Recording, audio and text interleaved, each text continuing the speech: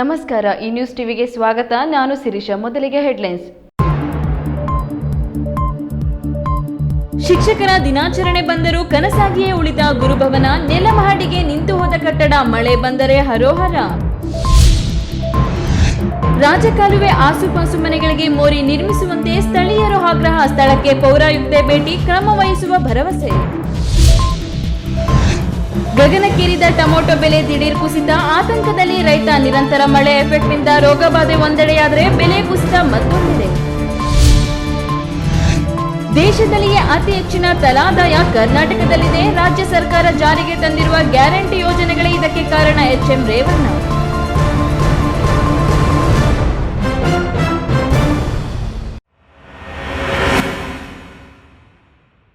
ವಾರ್ತೆಗಳ ವಿವರ. ಶಿಕ್ಷಕರ ದಿನಾಚರಣೆಗೆ ಇನ್ನೆರಡು ದಿನಗಳು ಮಾತ್ರ ಬಾಕಿ ಇದೆ. ಜಿಲ್ಲಾ ಕೇಂದ್ರ ಚಿಕ್ಕಬಳ್ಳಾಪುರದಲ್ಲಿ ಇನ್ನೂ ಶಿಕ್ಷಕರ ಭವನ ನಿರ್ಮಾಣವಾಗಿಲ್ಲ. ಕಳೆದ 5 ವರ್ಷಗಳಿಂದ ನಿರ್ಮಾಣದ ಹಂತದಲ್ಲೇ ಇರುವ ಶಿಕ್ಷಕರ ಭವನ ಪೂರ್ಣಗೊಳ್ಳಲು ಇನ್ನು ಎಷ್ಟು ವರ್ಷ ಬೇಕೋ ಗೊತ್ತಿಲ್ಲ. ಮಳೆ ಬಂದರೆ ಕೆರೆಯಲ್ಲಿರುವಂತೆ ಕಾಣುವ ಶಿಕ್ಷಕರ ಭವನ ನಿರ್ಮಾಣ ಅವೈಜ್ಞಾನಿಕವಾಗಿದೆ ಎಂದು ಕೆಲವರು ಆಡಿಕೊಳ್ಳುತ್ತಿದ್ದಾರೆ. ಆದ್ರೂ ಚಿಂತೆ ಇಲ್ಲ, ನಮಗೆ ಅಂತ ಒಂದು ಶಿಕ್ಷಕರ ಭವನ ಬೇಕು ಅನ್ನೋದೇ ಶಿಕ್ಷಕರ ಕನಸು. ಹಾಗಾದರೆ ಬನ್ನಿ, ಶಿಕ್ಷಕರ ಭವನ ಎಷ್ಟು ನಿರ್ಮಾಣವಾಗಿದೆ, ಎಲ್ಲಿದೆ ಅಂತ ನೋಡಿಕೊಂಡು ಬರೋಣ.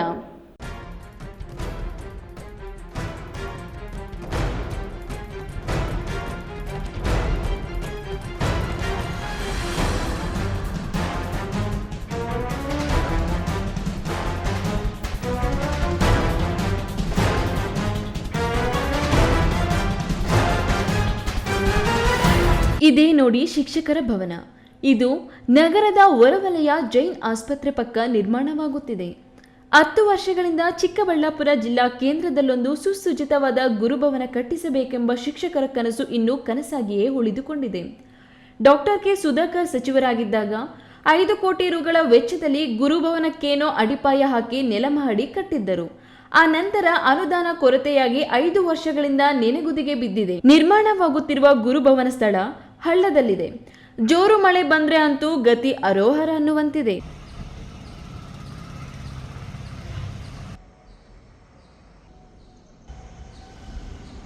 ಸೆಪ್ಟೆಂಬರ್ 5ಕ್ಕೆ ಮತ್ತೆ ಶಿಕ್ಷಕರ ದಿನಾಚರಣೆ ಬರುತ್ತಿದೆ. ಈ ಬಾರಿಯೂ ತಮ್ಮ ಸ್ವಂತ ಭವನದಲ್ಲಿ ಶಿಕ್ಷಕರ ದಿನಾಚರಣೆ ಮಾಡಿಕೊಳ್ಳುವ ಭಾಗ್ಯ ಕೂಡಿ ಬಂದಿಲ್ಲ. 2021-22ರಲ್ಲಿ ಕಾಮಗಾರಿ ಪ್ರಾರಂಭ ಮಾಡಲಾಗಿದ್ದು, ಒಟ್ಟು 5 ಕೋಟಿ ವೆಚ್ಚದಲ್ಲಿ 2 ಅಂತಸ್ತುಗಳ ಕಟ್ಟಡ ನಿರ್ಮಾಣಕ್ಕೆ ನೀಲನಕ್ಷೆ ತಯಾರು ಮಾಡಲಾಗಿದೆ. ಭವನಕ್ಕಾಗಿ 20 ಗುಂಟೆ ಜಮೀನನ್ನು ನೀಡಲಾಗಿದ್ದು, ಜಿಲ್ಲಾಡಳಿತ ಖನಿಜ ನಿಧಿ ಯೋಜನೆಯಲ್ಲಿ 2 ಕೋಟಿ ಹಾಗೂ ಶಿಕ್ಷಣ ಇಲಾಖೆಯಿಂದ 50 ಲಕ್ಷ ಖರ್ಚು ಮಾಡಿ ನೆಲಮಹಡಿ ನಿರ್ಮಾಣ ಮಾಡಲಾಗಿದೆ.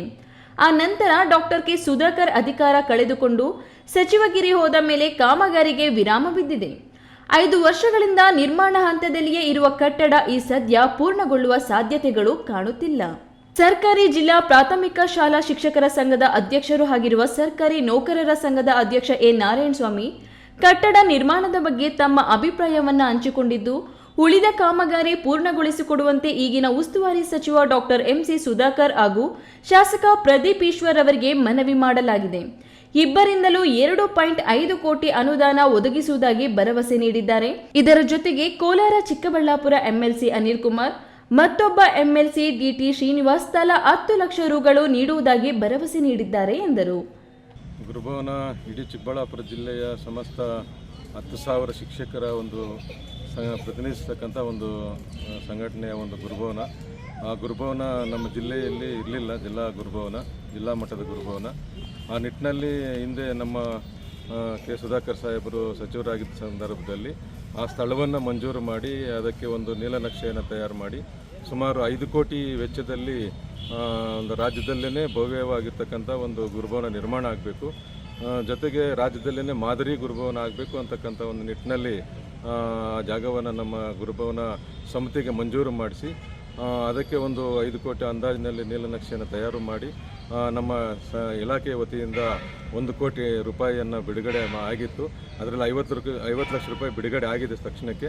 ಮತ್ತು DMFTಯಿಂದ 2 ಕೋಟಿ ಬಿಡುಗಡೆಯಾಗಿದೆ. ಇನ್ನು ಗುರುಭವನದ ನಿರ್ಮಾಣದ ಜವಾಬ್ದಾರಿಯನ್ನ ನಗರಸಭಾ ಮಾಜಿ ಅಧ್ಯಕ್ಷರಾಗಿದ್ದ ಮುನಿಕೃಷ್ಣ ಗುತ್ತಿಗೆ ಕೆಲಸ ಒಪ್ಪಂದ ಮಾಡಿಕೊಂಡಿದ್ದು, ಅನುದಾನ ಬಿಡುಗಡೆ ಮಾಡಿದರೆ ಈಗಲೇ ಕಾಮಗಾರಿ ಪ್ರಾರಂಭಿಸಲು ನಾನು ಸಿದ್ಧ ಎಂದು ಹೇಳಿದ್ದಾರೆ. ಒಟ್ನಲ್ಲಿ 10 ವರ್ಷಗಳಿಂದ ಈ ವರ್ಷ ಮುಂದಿನ ವರ್ಷ ಎಂದು ಕಾಯುತ್ತಿರುವ ಶಿಕ್ಷಕ ಭವನಕ್ಕಂತೂ ಇನ್ನು ಮುಕ್ತಾಯ ಹಾಡಿ ಶಿಕ್ಷಕರ ಭವನದಲ್ಲಿ ಸರ್ವೇಪಲ್ಲಿ ರಾಧಾಕೃಷ್ಣ ದಿನಾಚರಣೆ ನಡೆಯುವ ಸೂಚನೆಗಳಿಲ್ಲ.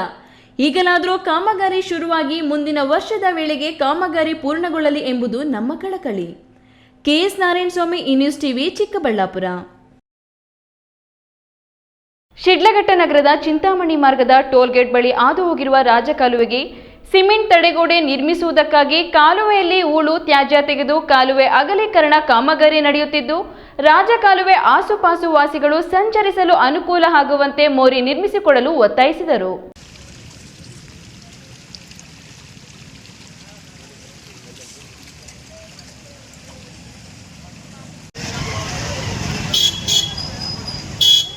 ಶಿಡ್ಲಘಟ್ಟ ನಗರದ ಚಿಂತಾಮಣಿ ರಸ್ತೆಯ ಟೋಲ್ಗೇಟ್ ಬಳಿ ಹಾದು ಹೋಗುವ ರಾಜಕಾಲುವೆಯ ಒಂದು ಬದಿ 8-10 ಮನೆಗಳಿದ್ದು ಕಲ್ಲು ಚಪ್ಪಡಿಗಳಿಂದ ನಿರ್ಮಿಸಿದ್ದ ಮೋರಿಯ ಮೇಲೆ ಅಲ್ಲಿನವರು ಓಡಾಡುತ್ತಿದ್ದರು. ಆದರೆ ರಾಜಕಾಲುವೆ ಅಗಲೀಕರಣ ಮತ್ತು ಹೂಳು ಮಣ್ಣು ತೆಗೆಯುವಾಗ ಅದನ್ನು ತೆಗೆದುಹಾಕಲಾಗುತ್ತಿದೆ ಎನ್ನಲಾಗಿದೆ. ಇದರಿಂದ ಆತಂಕಗೊಂಡ ಸ್ಥಳೀಯರು ನಗರಸಭೆ ಪೌರಾಯುಕ್ತೆ ಜಿ ಅಮೃತ ಅವರಿಗೆ ಮನವಿ ಸಲ್ಲಿಸಿದ ಹಿನ್ನೆಲೆ ಪೌರಾಯುಕ್ತರು ತಮ್ಮ ಸಿಬ್ಬಂದಿಯೊಂದಿಗೆ ಸ್ಥಳಕ್ಕೆ ಭೇಟಿ ನೀಡಿ ಪರಿಶೀಲಿಸಿ ಸ್ಥಳೀಯರ ಅಹವಾಲು ಆಲಿಸಿದರು. ಈ ವೇಳೆ ಸ್ಥಳೀಯ ವಾಸಿ ಹಾಗೂ ಕೇಂದ್ರ ಟೆಲಿಕಾಂ ಸಲಹಾ ಸಮಿತಿ ಮಾಜಿ ಸದಸ್ಯ ವೆಂಕಟೇಶ್ ಮಾತನಾಡಿ, ರಾಜಕಾಲುವೆಗೆ ಸಿಮೆಂಟ್ ತಡೆಗೋಡೆ ನಿರ್ಮಿಸಲು ಹೂಳು ತೆಗೆಯುವ ಕಾಮಗಾರಿ ನಡೆಯುತ್ತಿದ್ದು, ಕಲ್ಲು ಚಪ್ಪಡಿಗಳ ಮೋರಿ ತೆಗೆದು ಹಾಕಿದ ಮೇಲೆ ಮತ್ತೆ ಮೋರಿ ನಿರ್ಮಿಸುವುದಿಲ್ಲ ಎಂದು ವಾರ್ಡಿನ ಸದಸ್ಯ ರಾಘವೇಂದ್ರ ಅವರು ಹೇಳಿದ್ದಾರೆ. ಮೋರಿ ನಿರ್ಮಿಸಿಲ್ಲವಾದರೆ ನಾವು ಮನೆ ಜಮೀನಿಗೆ ಓಡಾಡುವುದು ಹೇಗೆ ಎಂದು ಪ್ರಶ್ನಿಸಿ, ನಮಗೆ ಮೋರಿ ನಿರ್ಮಿಸಿ ಓಡಾಡಲು ಅನುಕೂಲ ಮಾಡಿಕೊಡುವುದಾದರೆ ಮಾತ್ರ ಈಗಿರುವ ಕಲ್ಲು ಚಪ್ಪಡಿ ಮೋರಿ ಕಿತ್ತು ಹೂಳು ತ್ಯಾಜ್ಯ ತೆಗೆಯಲು ಬಿಡುತ್ತೇವೆ, ಇಲ್ಲವಾದರೆ ಬಿಡೋಲ್ಲ ಎಂದರು.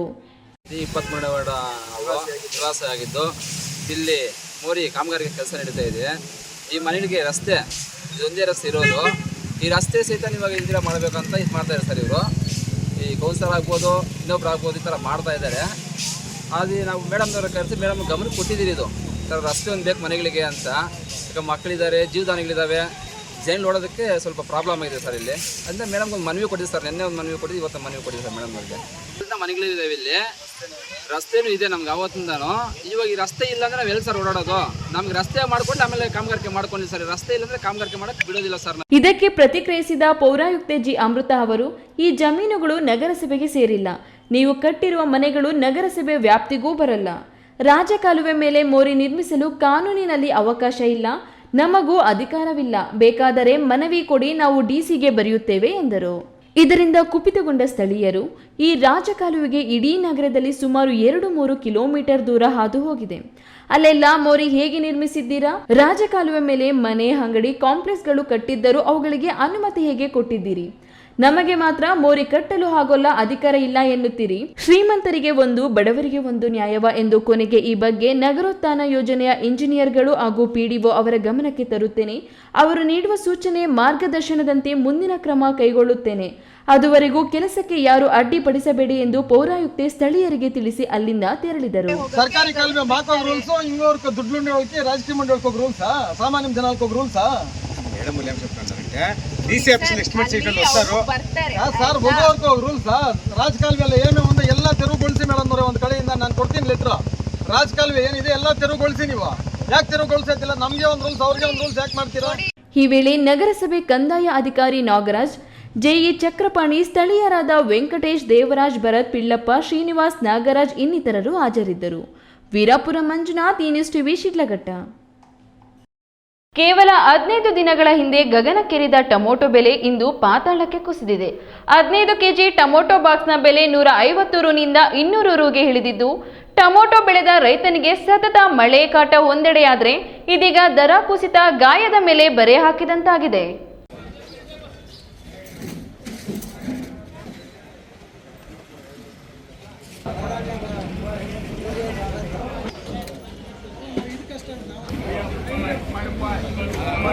ಕೆಂಪು ಸುಂದರಿ ಎಂದು ಕರೆಸಿಕೊಳ್ಳುವ ಟೊಮೊಟೊ ದರ ಇದೀಗ ಕುಸಿದಿದ್ದು, ಕೆಜಿ ಟೊಮೊಟೊ 10 ರುಗೆ ಬಿಕಾರಿಯಾಗುತ್ತಿದೆ.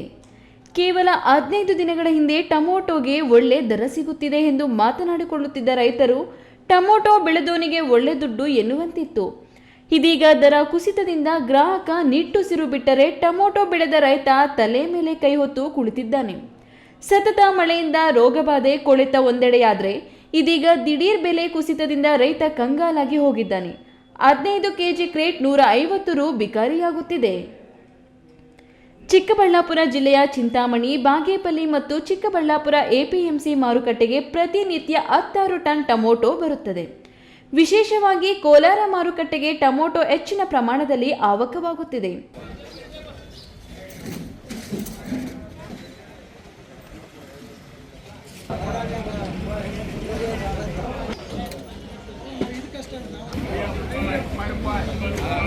ಟೊಮೊಟೊ ಧಾರಣೆ ಕುಸಿಯಲು ನಿರ್ದಿಷ್ಟ ಕಾರಣ ಗೊತ್ತಿಲ್ಲದಿದ್ದರೂ ಸಹ ಗಡಿ ಭಾಗದ ಆಂಧ್ರ ಪ್ರದೇಶದಿಂದಲೂ ಟೊಮೊಟೊ ಹೆಚ್ಚಿನ ಪ್ರಮಾಣದಲ್ಲಿ ಮಾರುಕಟ್ಟೆಗೆ ಬರುತ್ತಿರುವುದು ಧಾರಣೆ ಕುಸಿಯಲು ಕಾರಣ ಎನ್ನಲಾಗಿದೆ. ಇತ್ತೀಚೆಗೆ ಮಳೆ ಸುರಿಯುತ್ತಿದ್ದು ಟೊಮೊಟೊ ಬೆಳೆಯಲ್ಲಿ ರೋಗಬಾಧೆ ಕೂಡ ಹೆಚ್ಚಾಗಿದೆ.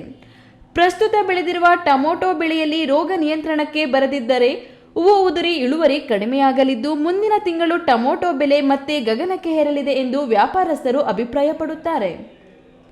KS Narayanaswamy, news TV, Chikkaballapur.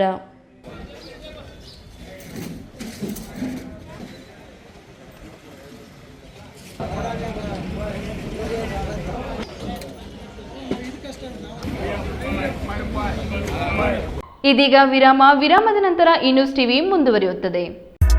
Ashraf furniture showroom ಕಳೆದ 15 ವರ್ಷಗಳಿಂದ ಚಿಕ್ಕಬಳ್ಳಾಪುರ ಜಿಲ್ಲೆಯ ಜನರ ನಂಬಿಕೆಗೆ ಪಾತ್ರವಾಗಿರುವ ಅಶ್ರಫ್ ಫರ್ನಿಚರ್ ಶೋರೂಮ್. ನಮ್ಮಲ್ಲಿ ಉತ್ತಮ ಗುಣಮಟ್ಟದ ಪೀಠೋಪಕರಣಗಳಾದ ಸೋಫಾ ಸೆಟ್, ಡೈನಿಂಗ್ ಸೆಟ್, ಕುರ್ಚಿಗಳು, ಮಂಚಗಳು, ಕಬೋರ್ಡ್ ಹಾಗೂ ಮ್ಯಾಟ್ರೆಸಸ್ಗಳು ಲಭ್ಯ ಇದೆ. ಮ್ಯಾಟ್ರೆಸಸ್ ಮೇಲೆ 30% 40% ರಿಯಾಯಿತಿ ನೀಡಲಾಗುವುದು. ಪ್ರಸ್ತುತ ಬಿಬಿ ರಸ್ತೆಯ ಶನಿ ಮಹಾತ್ಮ ಸ್ವಾಮಿ ದೇವಸ್ಥಾನದ ಮುಂಭಾಗದ ಟಿವಿಎಸ್ ಶೋರೂಮ್ ಹಿಂಭಾಗಕ್ಕೆ ಬದಲಾಯಿಸಲಾಗಿದೆ. ಭಾರತದ ಪ್ರತಿಷ್ಠಿತ ದ್ವಿಚಕ್ರ ವಾಹನಗಳಲ್ಲಿ ಒಂದಾದ ಹೀರೋ ಬೈಕ್ಗಳು ಹಾಗೂ ಹೊಸ ಎಲೆಕ್ಟ್ರಿಕ್ ವೀಡು ಸ್ಕೂಟರ್ಗಳ ಮಾರಾಟ ಮತ್ತು ಸರ್ವಿಸ್ ಚಿಕ್ಕಬಳ್ಳಾಪುರ ಮತ್ತು ಶಿಡ್ಲಘಟ್ಟದ ಮಂಜುನಾಥ ಶೋರೂಮ್ನಲ್ಲಿ ಲಭ್ಯ. ಚಿಕ್ಕಬಳ್ಳಾಪುರ ಜಿಲ್ಲೆಯಲ್ಲಿ ಪೆಟ್ರೋಲ್ ಹಾಗೂ ಎಲೆಕ್ಟ್ರಿಕ್ ಹೀರೋ ದ್ವಿಚಕ್ರ ವಾಹನಗಳ ಅಧಿಕೃತ ಮಾರಾಟಗಾರರು ಲಕ್ಷ್ಮೀನಾರಾಯಣ್ ಸಾರಥ್ಯದಲ್ಲಿ ಆರಂಭವಾಗಿರುವ ಮಂಜುನಾಥ ಹೀರೋ ಶೋರೂಮ್ಗಳು ಹಲವು ವೈಶಿಷ್ಟ್ಯತೆಗಳೊಂದಿಗೆ ಕೂಡಿವೆ. ವಿಳಾಸ ವಿಶಾಲ್ ಮಾರ್ಟ್ ಮುಂಭಾಗ, ಬಿಬಿ ರಸ್ತೆ, ಚಿಕ್ಕಬಳ್ಳಾಪುರ ಮತ್ತು ಕೆಎಸ್ಆರ್ಟಿಸಿ ಬಸ್ ಸ್ಟ್ಯಾಂಡ್ ಹತ್ತಿರ, ಶಿಡ್ಲಘಟ್ಟ. ಇಂದೇ ಭೇಟಿ. ಜೈನ್ ಮಿಷನ್ ಆಸ್ಪತ್ರೆ. ಜೈನ್ ಮಿಷನ್ ಟ್ರಸ್ಟ್ನ ಲಾಭರಹಿತ ಉಪಕ್ರಮ, ಬಿಬಿ ರಸ್ತೆ, ಚಿಕ್ಕಬಳ್ಳಾಪುರ. ದಶಕಗಳಿಂದ ಆರೋಗ್ಯ ಕ್ಷೇತ್ರದಲ್ಲಿ ಲಾಭರಹಿತವಾಗಿ ಸೇವೆ ಸಲ್ಲಿಸುತ್ತಿರುವ ಜೈನ್ ಮಿಷನ್ ಆಸ್ಪತ್ರೆ ಲಕ್ಷಾಂತರ ಜನರಿಗೆ ಉಚಿತವಾಗಿ ಕಣ್ಣಿನ ಶಸ್ತ್ರಚಿಕಿತ್ಸೆ ಮಾಡಿದೆ. ಗುಣಮಟ್ಟದ ಆರೋಗ್ಯ ಸೇವೆಗಾಗಿ ಕರ್ನಾಟಕ ಸರ್ಕಾರದಿಂದ ಪ್ರಶಂಸೆಗೆ ಒಳಗಾಗಿದೆ. ಈಗ ಚಿಕ್ಕಬಳ್ಳಾಪುರ, ಬೆಂಗಳೂರು ಗ್ರಾಮಾಂತರ, ಕೋಲಾರ ಜಿಲ್ಲೆಯ ಜನರ ಆರೋಗ್ಯ ಸೇವೆಗೆ ನಿರ್ಮಾಣವಾಗಿದೆ ಸುಸಜ್ಜಿತವಾದ 100 ಹಾಸಿಗೆಗಳ ಆಸ್ಪತ್ರೆ. ದಿನದ 24 ಗಂಟೆ ತುರ್ತು ಚಿಕಿತ್ಸೆಯಿಂದ ಹಿಡಿದು ಎಲ್ಲ ಕಾಯಿಲೆಗಳಿಗೂ ಚಿಕಿತ್ಸೆ ಲಭ್ಯ. ಅತ್ಯಾಧುನಿಕ ಐಸಿಯು, ಆಪರೇಷನ್ ಥಿಯೇಟರ್, ವಿಶೇಷ ವಾರ್ಡ್, ಹೆರಿಗೆ ವಾರ್ಡ್, ಮಕ್ಕಳ ವಾರ್ಡ್, ಅತ್ಯಾಧುನಿಕ ಪ್ರಯೋಗಾಲಯ ಸೌಲಭ್ಯಗಳು ದೊರೆಯುತ್ತವೆ. ನಮ್ಮ ಆಸ್ಪತ್ರೆಯಲ್ಲಿ ಫಿಜಿಷಿಯನ್, ಹೃದಯ ತಜ್ಞರು, ಮೂಳೆ ಶಸ್ತ್ರಚಿಕಿತ್ಸೆ, ಸ್ತ್ರೀರೋಗ, ಇಎನ್ಟಿ, ಡಯಾಲಿಸಿಸ್, ಮಕ್ಕಳ ತಜ್ಞರು ಸೇರಿದಂತೆ ಎಲ್ಲಾ ಸೇವೆಗಳು ಜೈನ್ ಮಿಷನ್ ಆಸ್ಪತ್ರೆಯಲ್ಲಿ ಲಭ್ಯ. ಹೈಟೆಕ್ ಆಸ್ಪತ್ರೆ ಸೌಲಭ್ಯ ಕಡಿಮೆ ದರದಲ್ಲಿ ಲಭ್ಯ. ಲಾಭ ಮಾಡುವುದು ನಮ್ಮ ಸಂಸ್ಥೆಯ ಉದ್ದೇಶವಲ್ಲ, ಆರೋಗ್ಯ ಸೇವೆ ನಮ್ಮ ಗುರಿ.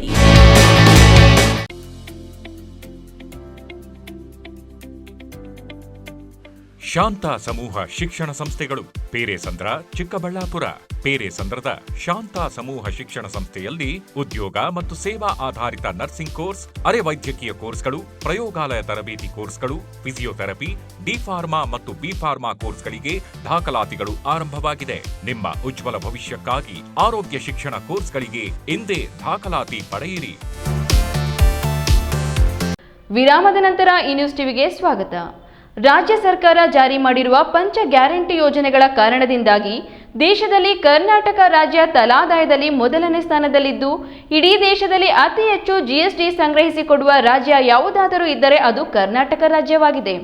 ಈ ಎಲ್ಲ ಸಾಧನೆಗೆ ಪಂಚ ಗ್ಯಾರಂಟಿ ಯೋಜನೆಗಳಿಂದಾಗುತ್ತಿರುವ ಆರ್ಥಿಕ ಸಂಚಾರವೇ ಕಾರಣ ಎಂದು ರಾಜ್ಯ ಗ್ಯಾರಂಟಿಗಳ ಅನುಷ್ಠಾನ ಅಧ್ಯಕ್ಷ ಎಚ್ಎಂ ರೇವಣ್ಣ ಅಭಿಪ್ರಾಯಪಟ್ಟರು.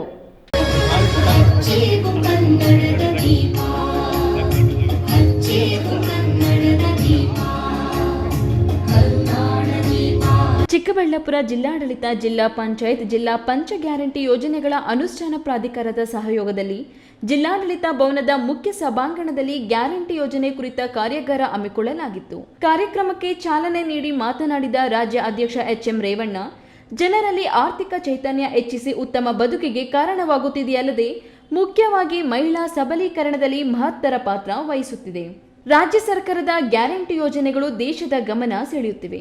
ಅದರಲ್ಲೂ ಮಹಿಳೆಯರು ಸರ್ಕಾರಿ ಬಸ್ಗಳಲ್ಲಿ ಉಚಿತವಾಗಿ ಪ್ರಯಾಣ ಮಾಡಲು ಅವಕಾಶ ಒದಗಿಸಿಕೊಟ್ಟಿರುವ ಶಕ್ತಿ ಯೋಜನೆ ಅಂತಾರಾಷ್ಟ್ರೀಯ ಮಟ್ಟದಲ್ಲಿ ಗಮನ ಸೆಳೆದಿದ್ದು, ಈವರೆಗೂ ಮಹಿಳೆಯರು 537.44 ಕೋಟಿ ಪ್ರಯಾಣದ ಟ್ರಿಪ್ಗಳನ್ನು ಪೂರೈಸಿದ್ದಾರೆ. ಇದು ಗೋಲ್ಡನ್ ಬುಕ್ ಆಫ್ ರೆಕಾರ್ಡ್ನಲ್ಲಿ ದಾಖಲಾಗಿರುವುದು ಅತ್ಯಂತ ಹೆಮ್ಮೆಯ ವಿಷಯವಾಗಿ ರಾಜ್ಯ ಸರ್ಕಾರದ ಘನತೆಯನ್ನು ಹೆಚ್ಚಿಸಿದೆ ಎಂದರು. ಮೊದಲನೇ ಸಂಪುಟದಲ್ಲಿ ಸಮಯದಲ್ಲಿ 5 ಗ್ಯಾರಂಟಿಗಳನ್ನ ಜಾರಿಗೆ ತರ್ತೇವೆ ಅಂತ ಭರವಸೆಯನ್ನು ಕೊಟ್ಟು, ಮೊದಲನೇದು ಶಕ್ತಿ ಯೋಜನೆ 11/6/2023 ಶಕ್ತಿ ಯೋಜನೆಯನ್ನು ಜಾರಿಗೆ ತಂದ್ವಿ ಮೊದಲನೇದಾಗಿ. ಎರಡನೇದು ಅನ್ನಭಾಗ್ಯ 10/7/2023 ಅನ್ನಭಾಗ್ಯ.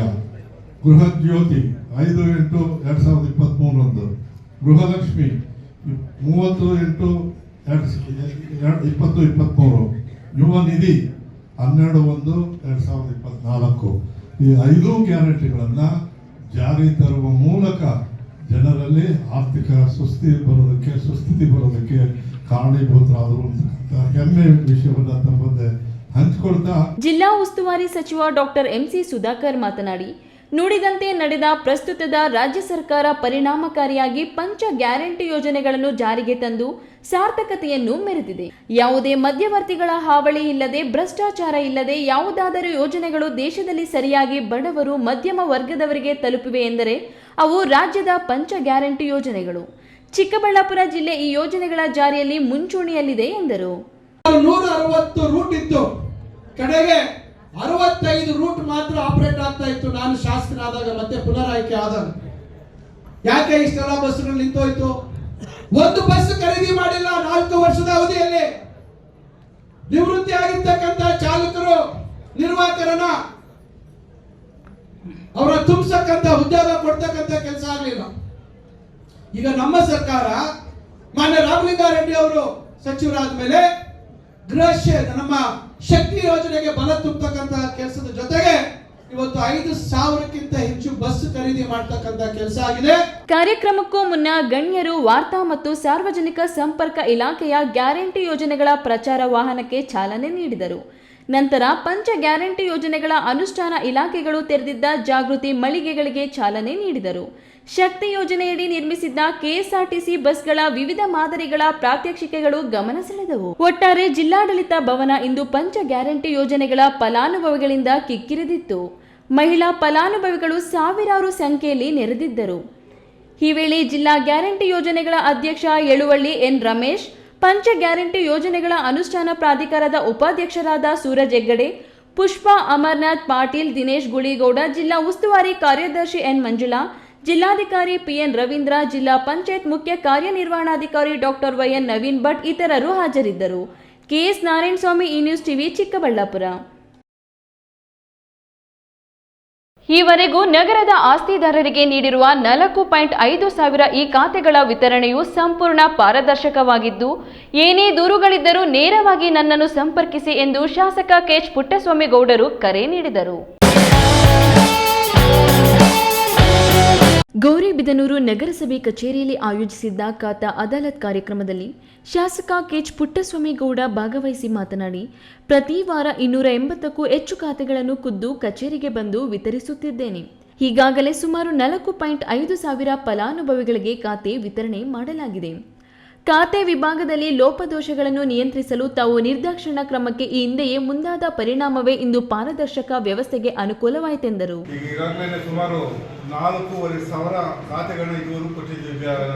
ನಗರದ ನಾಗರಿಕರಿಗೆ ಯಾವುದೇ ತೊಂದರೆ ಆಗಬಾರ್ದು, ಆದಷ್ಟು ಬೇಗ ನಮ್ಮ ನಾಗರಿಕರಿಗೆ ಖಾತೆಗಳು ಸಿಗಬೇಕು ಅನ್ನೋ ದೃಷ್ಟಿಯಿಂದ ನಾನೇ ಕೂತು ಬಂದು ಈ ಕಾರ್ಯಕ್ರಮವನ್ನು ವಾರವಾಗಿ ನಡೆಸಿಕೊಡ್ತಾ ಇದ್ದೀನಿ.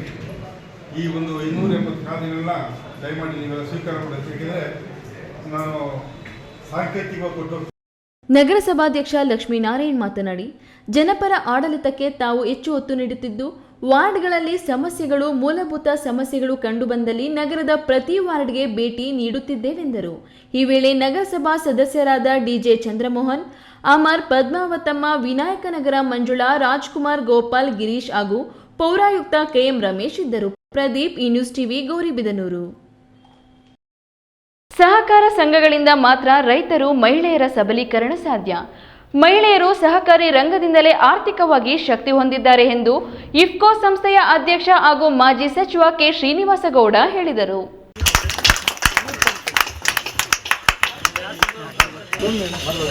ಕೋಲಾರ ತಾಲೂಕಿನ ಕಡಗಟ್ಟೂರು ವಿವಿಧೋದ್ದೇಶ ಪ್ರಾಥಮಿಕ ಕೃಷಿ ಗ್ರಾಮೀಣ ಸಹಕಾರ ಸಂಘದಿಂದ ಬುಧವಾರ ನಡೆದ 2024-25ನೇ ಸಾಲಿನ ಸರ್ವ ಸದಸ್ಯರ ಸಭೆಯನ್ನು ಮಾಜಿ ಸಚಿವ ಕೆ ಶ್ರೀನಿವಾಸಗೌಡ ಉದ್ಘಾಟಿಸಿ ಮಾತನಾಡಿ, ಜಿಲ್ಲೆಯ ರೈತರು, ಮಹಿಳೆಯರು ಸಹಕಾರಿ ರಂಗದಿಂದಲೇ ಆರ್ಥಿಕವಾಗಿ ಶಕ್ತಿ ಹೊಂದಿದ್ದಾರೆ.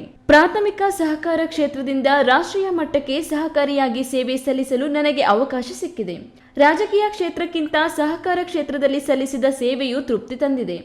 ಅಂತಾರಾಷ್ಟ್ರೀಯದಿಂದ ದೇಶ, ರಾಜ್ಯಕ್ಕೆ, ಜಿಲ್ಲೆಗೆ ಸಹಕಾರ ನೀಡುತ್ತಿದ್ದು, ನನ್ನ ಸೇವೆಯಲ್ಲಿ ಯಾವುದೇ ಜಾತಿ, ಧರ್ಮ ನೋಡಿಲ್ಲ ಎಂದರು. ನಮ್ಮ ರೈತ ಸಂಘದವರು, ರೈತರು, ಒಕ್ಕಲಿಗರು, ಬಡಜಿಗರು, ಇನ್ನೊಂದು ಜಾತಿ ಅಂತ ನಾನು ಯಾರನ್ನೂ ಮಾತಾಡಿಲ್ಲ. ಎಲ್ಲರೂ ನಾವು ರೈತರೇ.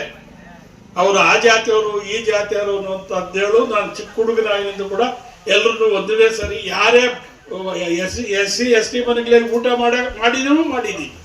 ಇವೆಲ್ಲ ಕೂಡ ನಡ್ಕೊಂಬಂದಿದ್ದೀನಿ. ಇವತ್ತಿಗೂ ಬಿಟ್ಟು ರಾಷ್ಟ್ರ ಮಟ್ಟದಲ್ಲಿ ಇದ್ದೀನಿ. ನನ್ನ ಜೀವನದಲ್ಲಿ ಇವತ್ತು 77ನೇ ವರ್ಷ ನಂದು ವಯಸ್ಸು. ಹಾಗಾಗಿ ಕೂಡ ಈಗಲೂ ಕೂಡ ವ್ಯವಸ್ಥೆಗಳನ್ನು ನಾನು ಸಹಕಾರ ರತ್ನಗಳನ್ನು ಮಾಡಿ ಸಮಾಜಕ್ಕೆ ಒಂದು ವ್ಯವಸ್ಥೆಯನ್ನು ಕೊಡ್ತಾ ಇದ್ದೀನಿ ಅನ್ನುವಂಥ ಮಾತನ್ನು ಹೇಳಿ, ಸಂಘದ ಅಧ್ಯಕ್ಷ ಕೆವಿ ದಯಾನಂದ ಮಾತನಾಡಿ, ರಾಜಕೀಯ ಹಸ್ತಕ್ಷೇಪ ಆಗಿರುವ ಕಡೆ ಸಹಕಾರ ಸಂಘಗಳು ನೆಲಕಚ್ಚಿವೆ. ಡಿಸಿಸಿ ಬ್ಯಾಂಕ್ ಸೇರಿದಂತೆ ಹಲವು ಉದಾಹರಣೆಗಳು ಇವೆ. ಕಡಗಟ್ಟೂರು ಸೊಸೈಟಿಯಲ್ಲಿ ಯಾವುದೇ ಕಾರಣಕ್ಕೂ ರಾಜಕೀಯ ಹಸ್ತಕ್ಷೇಪವಾಗಲು ಬಿಡುವುದಿಲ್ಲ. ಆ ರೀತಿ ಏನಾದರೂ ಆಗಿದ್ದೇ ಆದರೆ ಸ್ಥಾನವನ್ನು ತ್ಯಜಿಸಲು ಸಿದ್ಧ.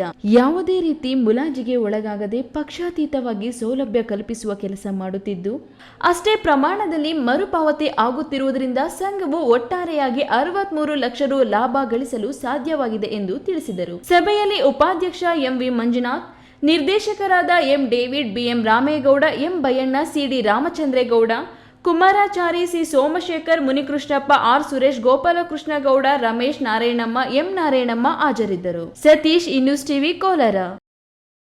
ರೈತರ ಕೃಷಿ ಉತ್ಪನ್ನಗಳಿಗೆ ಮುಖ್ಯವಾಗಿ ಎದುರಾಗುವುದೇ ಮಾರುಕಟ್ಟೆ ಸಮಸ್ಯೆ.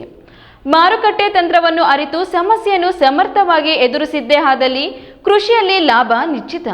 ಹಾಗಾಗಿ ಸರ್ಕಾರವು ರೈತರ ಉತ್ಪನ್ನಗಳಿಗೆ ಕಾಲಕಾಲಕ್ಕೆ ಸೂಕ್ತ ಮಾರುಕಟ್ಟೆ ವ್ಯವಸ್ಥೆ ಮಾಡುತ್ತಲೇ ಇದೆ ಎಂದು NRLMನ ಜಿಲ್ಲಾ ಯೋಜನಾ ನೋಡಲ್ ಅಧಿಕಾರಿ ಅತೀಕ್ ಪಾಷಾ ತಿಳಿಸಿದರು.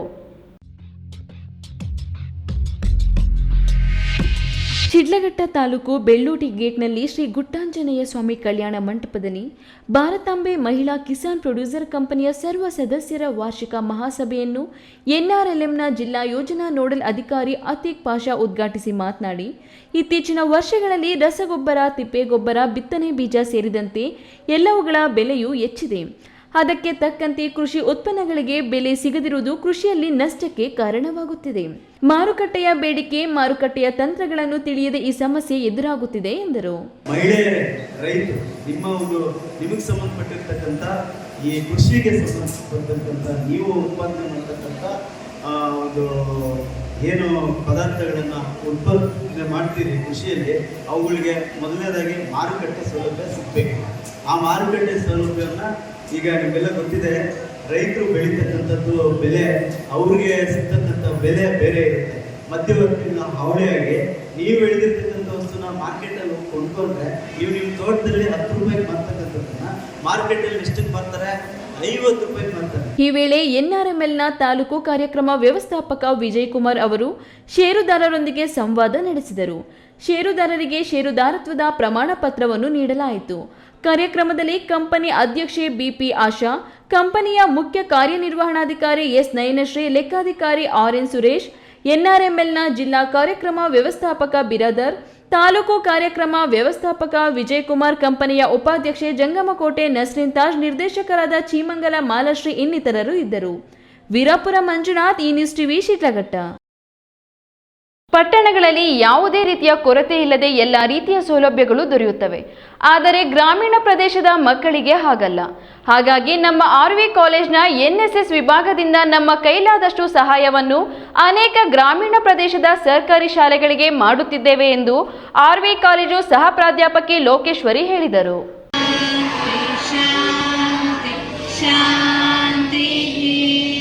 ಚಿಕ್ಕಬಳ್ಳಾಪುರ ತಾಲೂಕಿನ ಪೊಶೆಟ್ಟಿಹಳ್ಳಿ ಗ್ರಾಮದ ಸರ್ಕಾರಿ ಪ್ರೌಢಶಾಲೆ ಹಾಗೂ ಹಿರಿಯ ಪ್ರಾಥಮಿಕ ಶಾಲೆಯ 1ರಿಂದ 10ನೇ ತರಗತಿ ಎಲ್ಲ ವಿದ್ಯಾರ್ಥಿಗಳಿಗೆ ಬೆಂಗಳೂರಿನ ಆರ್ವಿ ಕಾಲೇಜ್ ಎನ್ಎಸ್ಎಸ್ ವಿಭಾಗದಿಂದ ಕಲಿಕಾ ಸಾಮಗ್ರಿಗಳನ್ನು ವಿದ್ಯಾರ್ಥಿಗಳಿಗೆ ಉಚಿತವಾಗಿ ವಿತರಿಸಿದರು. ಈ ಸಂದರ್ಭದಲ್ಲಿ ಆರ್ವಿ ಕಾಲೇಜಿನ ಸಹ ಪ್ರಾಧ್ಯಾಪಕರಾದ ಲೋಕೇಶ್ವರಿ ಮಾತನಾಡಿ, ನಾವು ಪ್ರತಿ ವರ್ಷವೂ ವಿವಿಧ ರೀತಿಯ ಚಟುವಟಿಕೆಗಳನ್ನು ಮಾಡುತ್ತೇವೆ. ಆ ಚಟುವಟಿಕೆಯಲ್ಲಿ ಕೆಲವರು ದೈಹಿಕವಾಗಿ ಸಹಾಯ ಮಾಡುತ್ತಾರೆ, ಇನ್ನು ಕೆಲವರು ಆರ್ಥಿಕವಾಗಿ ಸಹಾಯ ಮಾಡುತ್ತಾರೆ.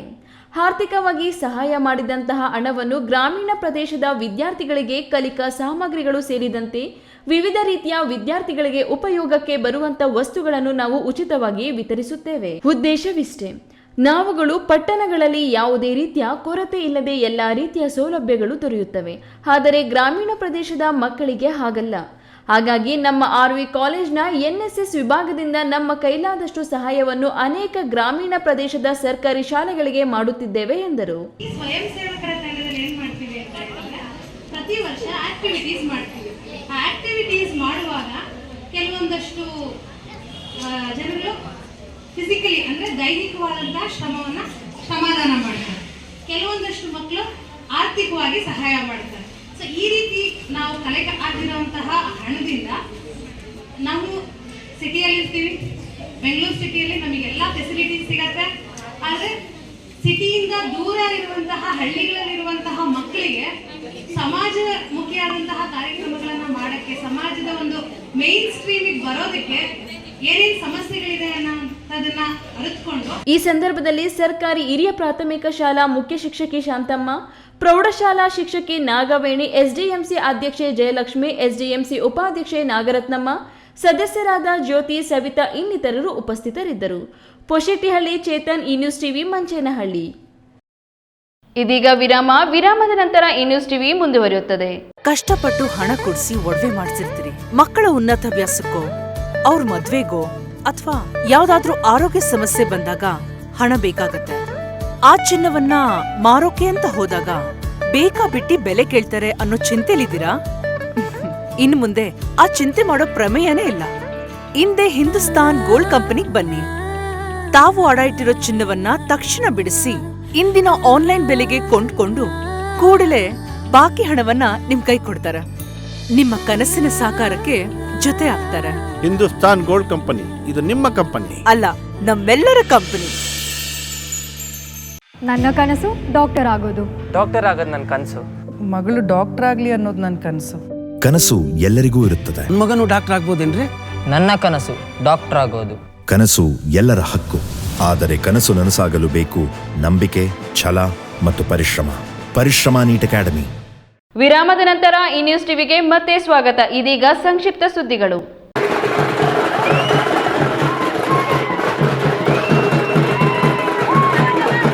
ಚಿಕ್ಕಬಳ್ಳಾಪುರ ತಾಲೂಕು ಚಿಕ್ಕಪೈಲಗುರ್ಕಿ ಗ್ರಾಮದಲ್ಲಿ ವಿದ್ಯಾಗಣಪತಿ ಗೆಳೆಯರ ಸಂಘದಿಂದ ಗಣೇಶ ಮೂರ್ತಿ ಪ್ರತಿಷ್ಠಾಪನೆ ಮಾಡಲಾಗಿತ್ತು.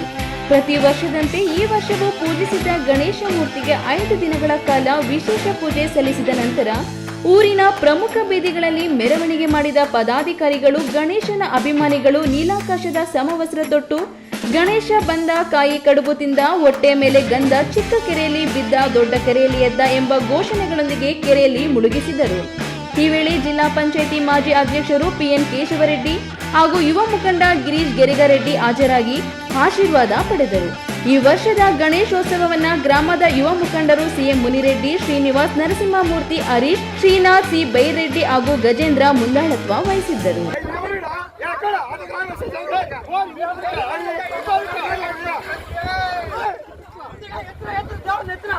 ಕೊನೆಯದಾಗಿ ಮತ್ತೊಮ್ಮೆ ಹೆಡ್ಲೈನ್ಸ್. ಶಿಕ್ಷಕರ ದಿನಾಚರಣೆ ಬಂದರೂ ಕನಸಾಗಿಯೇ ಉಳಿದ ಗುರುಭವನ, ನೆಲಮಹಡಿಗೆ ನಿಂತು ಹೋದ ಕಟ್ಟಡ ಮಳೆ ಬಂದರೆ ಹರೋಹರ. ರಾಜಕಾಲುವೆ ಆಸುಪಾಸು ಮನೆಗಳಿಗೆ ಮೋರಿ ನಿರ್ಮಿಸುವಂತೆ ಸ್ಥಳೀಯರು ಆಗ್ರಹ, ಸ್ಥಳಕ್ಕೆ ಪೌರಾಯುಕ್ತೆ ಭೇಟಿ, ಕ್ರಮ ವಹಿಸುವ ಭರವಸೆ. ಗಗನಕ್ಕೇರಿದ ಟೊಮೊಟೊ ಬೆಲೆ ದಿಢೀರ್ ಕುಸಿತ, ಆತಂಕದಲ್ಲಿ ರೈತ, ನಿರಂತರ ಮಳೆ ಎಫೆಕ್ಟ್ನಿಂದ ರೋಗಬಾಧೆ ಒಂದೆಡೆಯಾದರೆ ಬೆಲೆ ಕುಸಿತ ಮತ್ತೊಂದೆಡೆ. ದೇಶದಲ್ಲಿಯೇ ಅತಿ ಹೆಚ್ಚಿನ ತಲಾದಾಯ ಕರ್ನಾಟಕದಲ್ಲಿದೆ, ರಾಜ್ಯ ಸರ್ಕಾರ ಜಾರಿಗೆ ತಂದಿರುವ ಗ್ಯಾರಂಟಿ ಯೋಜನೆಗಳೇ ಇದಕ್ಕೆ ಕಾರಣ. HM ರೇವಣ್ಣ.